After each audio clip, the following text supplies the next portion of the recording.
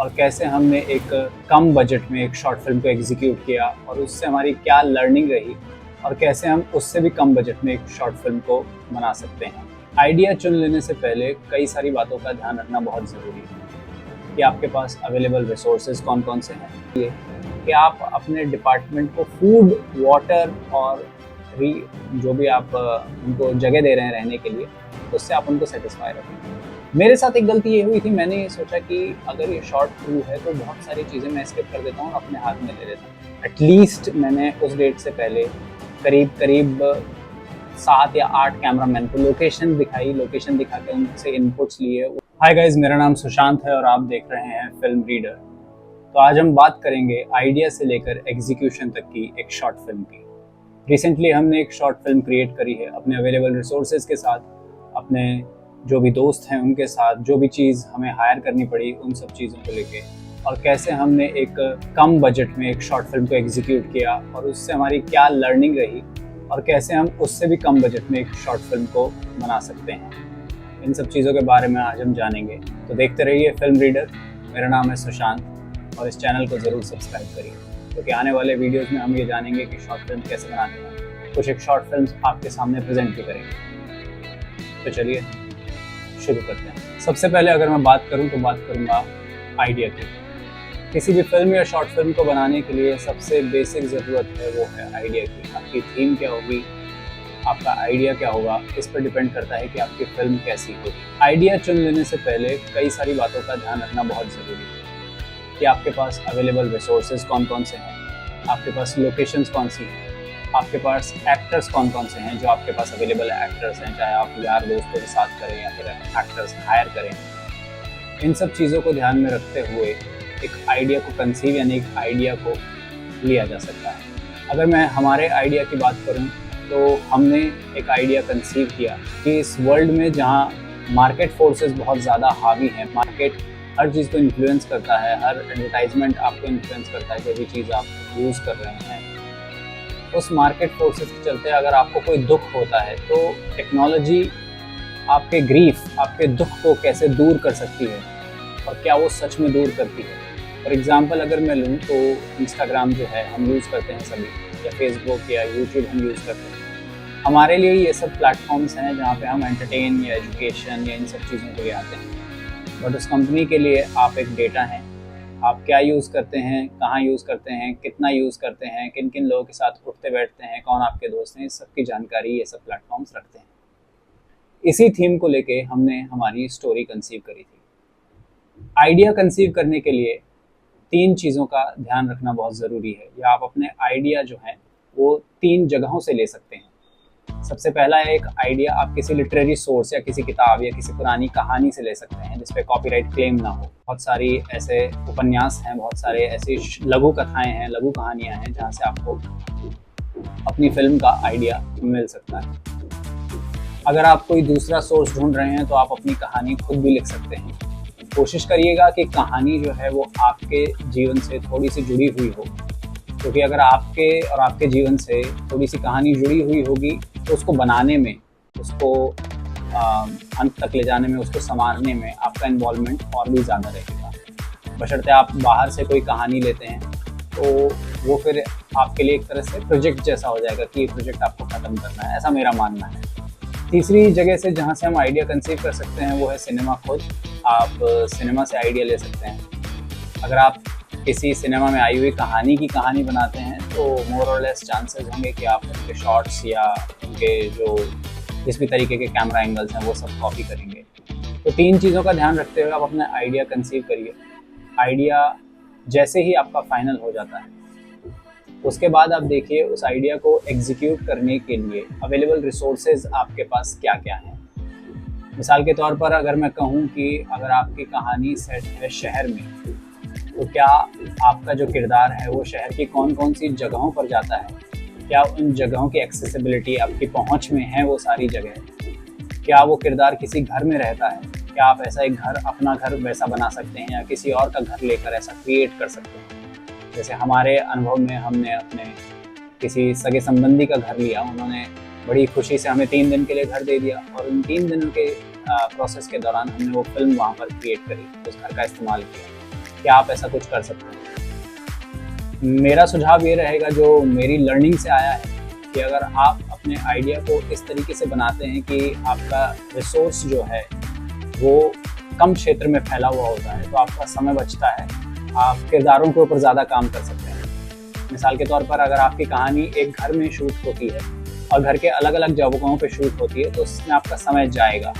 अगर आपकी कहानी घर की एक ही जगह पर शूट होती है, एक ही लोकेशन है, मान लीजिए रसोई एक लोकेशन है, उसी में ही शूट होती है, चाहे से आपकी कहानी 2-4 मिनट की हो, तो उसमें आपके कम रिसोर्सेज लगेंगे, उसमें आपका समय बचेगा, आप किरदारों के साथ ज़्यादा काम कर सकते हैं, आपको टेक्निकलिटीज़ पे कम ध्यान देना होगा।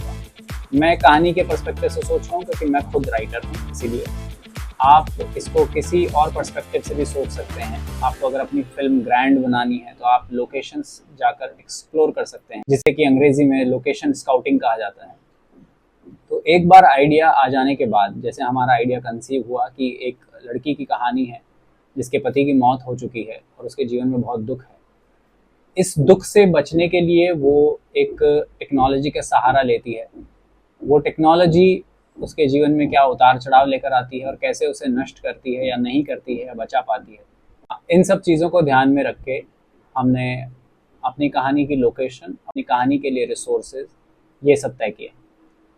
तो मेरा भी आपको ये सुझाव रहेगा कि आप अपने रिसोर्सेज के हिसाब से अपनी कहानी चुनें या अपनी कहानी के हिसाब से अपने रिसोर्सेज तय कर लें। मेरे रिसोर्सेज में एक घर था, एक ऑफिस था, सड़क के कुछ दृश्य थे। थोड़े बहुत हाथ पैर मारने के बाद हमने आसानी से वो लोकेशंस जुगाड़ ली थी। आइडिया कंसीव हो जाने के बाद आपको चाहिए एक स्क्रिप्ट, जो कि आपकी फिल्म का एक फ्रेमवर्क होगा कि आपकी फिल्म कैसे कैसे चलेगी। स्क्रिप्ट राइटिंग के लिए हम और भी ट्यूटोरियल्स करेंगे कि कैसे हम स्क्रिप्ट राइटिंग कर सकते हैं। मैं बहुत सारे फिल्म के सीन लूँगा, उसको हम कैसे अपनी तरीके से लिख सकते हैं, उस पर भी हम बात करेंगे, लेकिन वो किसी और वीडियो में। अभी हम बात करते हैं कि एक बार आइडिया आ जाने के बाद आप उसको कैसे कंसीव करके एक स्क्रिप्ट बना सकते हैं। मान लीजिए आपकी कहानी इस तरीके की है कि एक लड़की है जिसकी उम्र 24-25 साल है। 4 साल पहले उसका ब्रेकअप हो गया था। 4 साल बाद अचानक से उसका बॉयफ्रेंड उसके सामने आता है उसके घर पे, और वो दोनों अपने अपने कॉन्फ्लिक्ट एक दूसरे के सामने रखते हैं और इस तरीके से इसको रिजॉल्व करते हैं। और इसके बाद एक हैप्पी एंडिंग होती है कि वो दोनों वापस से दोस्त बन जाते हैं। इस कहानी के लिए आपको चाहिए 2 कलाकार, या अगर आप और कलाकारों के साथ इसमें संवाद रखना चाहते हैं, डायलॉग रखना चाहते हैं, तो और भी कर सकते हैं। बट एक मोटा अगर आप कहें तो आपको 2 कलाकार, एक घर की लोकेशन, ये 2 चीज़ें चाहिए। आपको चाहिए कि सबसे पहले आप प्रीमाइस सेट करें। प्रीमाइस का मेरा मतलब है कि आप कहानी का इंट्रोडक्शन दें, या तो दोनों कलाकारों का या एक कलाकार का इंट्रोडक्शन दें। शॉर्ट फिल्म में इतनी गुंजाइश होती नहीं है कि आप इंट्रोडक्शन में समय गंवाएं, तो इसलिए बेहतर रहेगा कि आप उस कहानी को डायरेक्ट शुरू करें। यहाँ पे मेरा मतलब है, अगर मैं इस कहानी को शुरू करता तो कुछ इस तरीके से करता कि वो लड़की अपने आंगन में बैठी है और पुराने दिनों की याद ताज़ा कर रही है। एकदम से वो 4 साल पुराना जो उसका बॉयफ्रेंड है वो उसके सामने आ जाता है। इस तरीके से मैं इसको देखता। बट आप कुछ और तरीके से भी इसको सोच सकते हैं, क्रिएटिवली सोच सकते हैं। मैंने अभी बैठे बैठे ये आइडिया बनाया।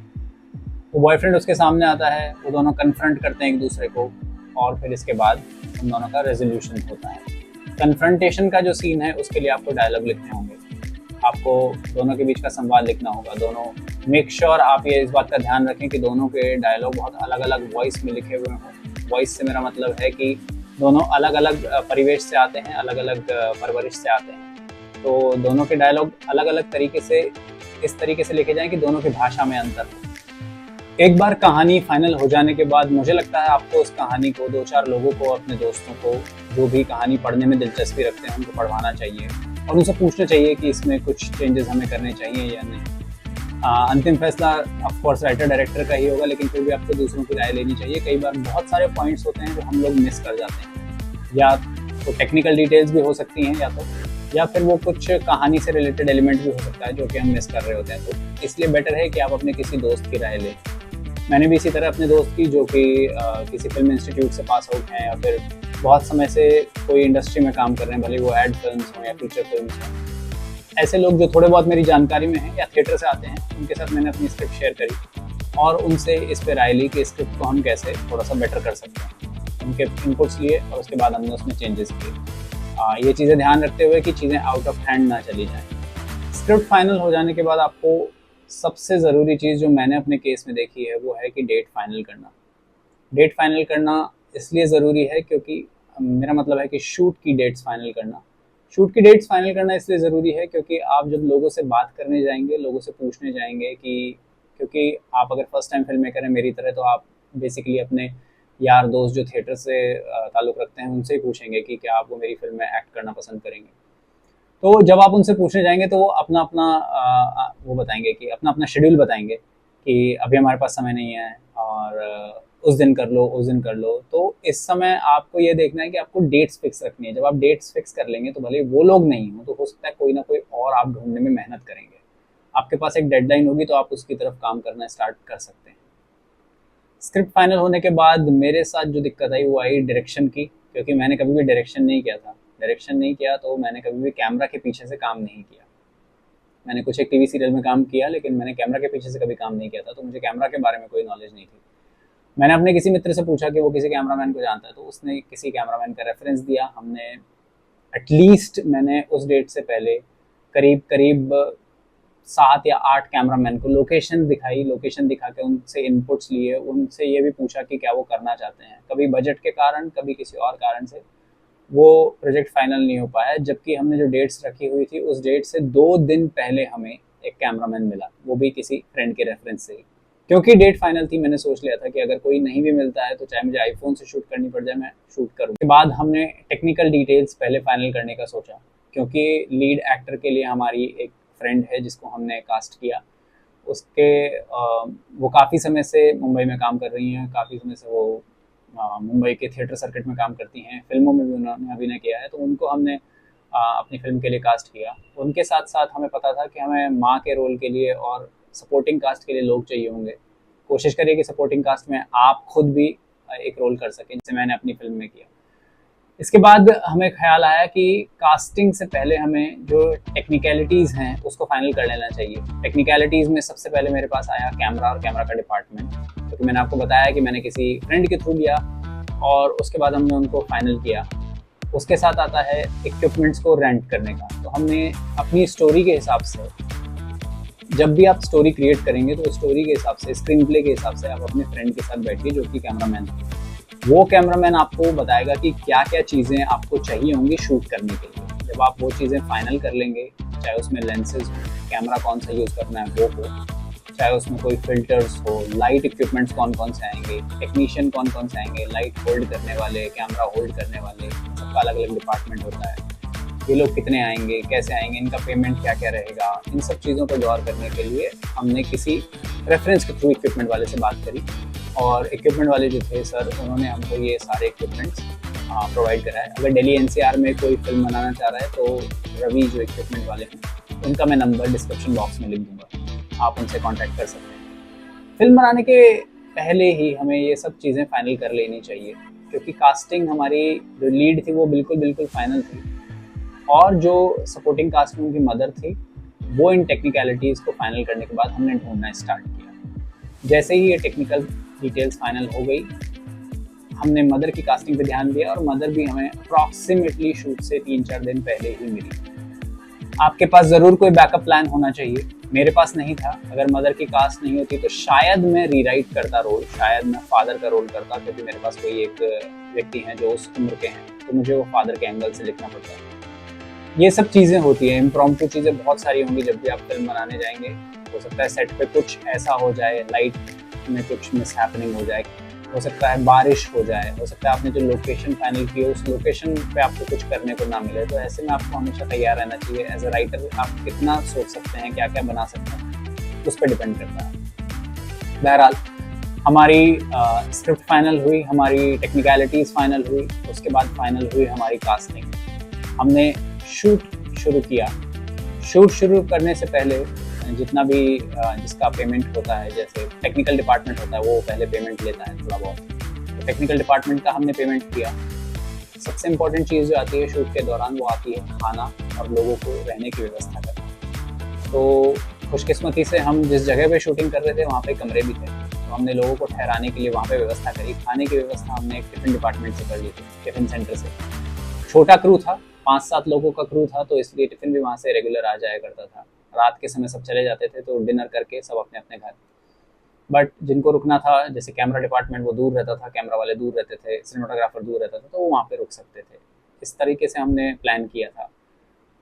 आप भी जब शूट प्लान करें तो कुछ एक चीज़ें हैं, जैसे खाने और पानी की व्यवस्था है, इसका बहुत ध्यान रखें, क्योंकि अगर ये टाइम पे नहीं होता तो आपके एक्टर्स जो हैं वो एजिटेटेड गुस्सा हो सकते हैं, आपके टेक्नीशियंस गुस्सा हो सकते हैं, और इससे थोड़ा सा माहौल ख़राब हो सकता है। Film making more of creative job से ज़्यादा एक मैनेजमेंट जॉब बन जाएगा आपके लिए। आप जो क्रिएशन करने जा रहे हैं उससे ज़्यादा आपको मैनेज करना पड़ जाएगा। तो इसलिए ध्यान रखिए कि सबसे पहले आप कोशिश करिए कि आप अपने डिपार्टमेंट को फूड, वाटर और जो भी आप उनको जगह दे रहे हैं रहने के लिए, उससे आप उनको सेटिस्फाई रखें। तो हमने जो प्लान किया था उसके अकॉर्डिंग सब शुरू हुआ। पहले दिन का शूट शुरू हुआ और हमने पहले दिन लगभग जो सीन हमने शूट करने थे, जो हमने प्लान किए थे, वो सीन हमने शूट किए। इन सब बातों से पहले मैं आपको बता दूं कि आप शूट प्लान कैसे करेंगे। सपोज आपको शूट करना है 3 अलग अलग लोकेशंस पे, जैसे मेरे एग्जांपल में लेता हूँ, एक रोड का लोकेशन हो गया, एक ऑफिस का लोकेशन हो गया और एक घर का लोकेशन हो गया। आपको दिक्कत आएगी आपके एक्टर्स और आपके लोकेशन में। या तो आपके एक्टर्स उस पर्टिकुलर डे अवेलेबल नहीं होंगे, या तो आपको लोकेशन उस पर्टिकुलर डे मिल नहीं रही होगी। टेक्निकल डिपार्टमेंट जो है वो आपके लिए थ्रू आउट अवेलेबल रहता है। आप अगर उनको शिफ्ट के हिसाब से पे कर रहे हैं तो आप एक्स्ट्रा पे करके उनको शिफ्ट पे होल्ड कर सकते हैं, लेकिन अगर एक एक्टर अवेलेबल नहीं है उस दिन के लिए तो फिर आपकी ऐसी तैसी, फिर तो आपको ढूंढना पड़ेगा कोई और एक्टर। तो सबसे पहले ये ध्यान रखिए कि आपको लोकेशंस जो हैं वो किसी पर्टिकुलर डेट पे एक्टर्स के साथ कोऑर्डिनेट करके फाइनल करिए। जैसे मैंने किया था कि मैंने घर का शूट एक ही दिन रखा था। फर्स्ट डे मैंने घर का शूट रखा जितना भी हो सकता था, और वो घर का शूट फर्स्ट डे कंप्लीट नहीं हुआ। सेकेंड डे मैंने प्लान कर रखा था कि मैं ऑफिसेस का शूट करूंगा। थर्ड डे मैंने प्लान कर रखा था कि मैं रोड का शूट करूंगा। सेकेंड डे मैंने ऑफिसेस का शूट किया, जो कि बहुत लंबा चला, जिससे हमारा सेकेंड डे हमारे 2 सीन शूट हुए सिर्फ। उससे हुआ ये कि ज़्यादा भार जो है वो थर्ड डे आ गया। तो रोड के जो शॉट्स थे उससे पहले मुझे लोकेशन, जो ऑफिस की लोकेशन थी, वहाँ पर जाकर शूट करना पड़ा फिर से। तो इस तरीके से चीज़ें आगे पीछे होंगी। आप कितना भी अच्छा प्लान कर लीजिए, अगर आपने 5 सीन एक दिन में निकालने का सोचा है या 4 सीन एक दिन में निकालने का सोचा है, छोटे छोटे सीन लिखे हैं एक दिन में निकालने का सोचा है, मोन्टाजेस हैं वो एक दिन में निकालने का सोचा है, तो प्रॉबेबली मोस्ट प्रॉबेबली हो सकता है कि वो खिसक जाएं। अब आपको वो खिसकते ही वो मैनेज करना है किसी और दिन, और उसके साथ साथ एक्टर को कोऑर्डिनेट भी करना है। आपको एक्टर को फ़ोन करना है एक दिन पहले कि कल आपकी डेट है, इतने से इतने बजे तक आप अवेलेबल चाहिए। आपको उसे बिठा के रखना है, आपको उसे खिला पिला के रखना है, आपको उसके साथ प्रैक्टिस करनी है, उस सब का आपको मैनेजमेंट करके रखना चाहिए। मेरे साथ एक गलती ये हुई थी, मैंने ये सोचा कि अगर ये शॉर्ट थ्रू है तो बहुत सारी चीज़ें मैं स्किप कर देता हूँ और अपने हाथ में ले लेता हूँ। जैसे कि एक असिस्टेंट डायरेक्शन का डिपार्टमेंट, फर्स्ट टाइम डायरेक्ट कर रहा था तो असिस्टेंट डायरेक्शन मैंने स्किप करने का सोचा, जो मुझे बाद में रियलाइज़ हुआ मुझे नहीं करना चाहिए था। और एक बहुत अच्छी चीज़ हुई कि मेरे एक दोस्त ने प्लान करके एक बंदा भेज दिया था कि ये तेरे को असिस्ट कर लेगा, तो उसने क्लैप भी दिया, उसने सारे काम किए। असिस्टेंट डायरेक्टर आपके लिए बहुत ज़रूरी है, क्योंकि आप हर वक्त हर समय पे नहीं हो सकते। आप बहुत बार जब लाइट वाइट सेट हो रही होगी, क्योंकि आपने सिनेमाटोग्राफर को सीन समझा दिया है, उस लाइट सेट करने वाले पीरियड में आपको असिस्टेंट डायरेक्टर को कहना है कि वो एक्टर्स के साथ वर्क करे, या फिर आप एक्टर के साथ वर्क करें और असिस्टेंट डायरेक्टर लाइट वगैरह, कैमरा पोजीशन वगैरह जो आप लोगों ने पहले तय किया है वो सब सोच के रखें। तो वो सब की बात वो सिनेमाटोग्राफर से करे। तो इस तरीके से आपको प्रोग्रेस करना होगा। बहरहाल 3 दिन का शूट ओवर हुआ। बहुत सारी चीज़ें हैं जो कमी रह गई, बहुत सारी जगह हमको कॉम्प्रोमाइज़ करना पड़ा, बहुत सारी जगह हमने उस सीन को ही हटाया है, रीराइट किया, क्योंकि हमें लग रहा था कि ये वर्क नहीं कर रहा है। तो इस तरीके से आपकी फिल्म धीरे धीरे धीरे प्रोग्रेस होगी। इसमें कुछ और पॉइंट्स अगर मिस होते हैं तो मैं आपके साथ शेयर करता हूँ बहुत जल्द। तो जब भी आप स्क्रिप्ट वाले फेज में जाएं तो सबसे पहले आप ये ध्यान रखिए कि स्क्रिप्ट को आप, अगर हो सकता है तो आप कोशिश करें कि आप किसी से कहकर या कहीं से भी आप स्टोरी बोर्डिंग करवा लें। स्टोरी बोर्डिंग एक फिक्स फॉर्मेट तो नहीं है, बट स्टोरी बोर्डिंग है कि आपको और आपके क्रू को ये पता चल जाएगा कि कौन सा शॉट किस एंगल से लिया जाना है।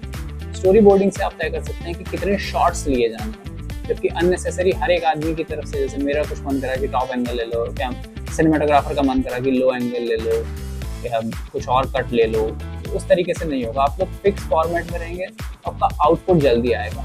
रिमेंबर, जब आप एक बार स्क्रिप्ट लिख लेते हैं तो it's more of A management kind of thing, it's less of a creative, क्योंकि क्रिएशन तो आपने पेपर पे कर दिया। अब वो क्रिएशन जो है वो सिनेमेटोग्राफर का काम है, और आपका काम स्टोरी बोर्डिंग के थ्रू उसको समझाना है कि भैया कैसे आप इसको एग्जीक्यूट कर सकते हैं।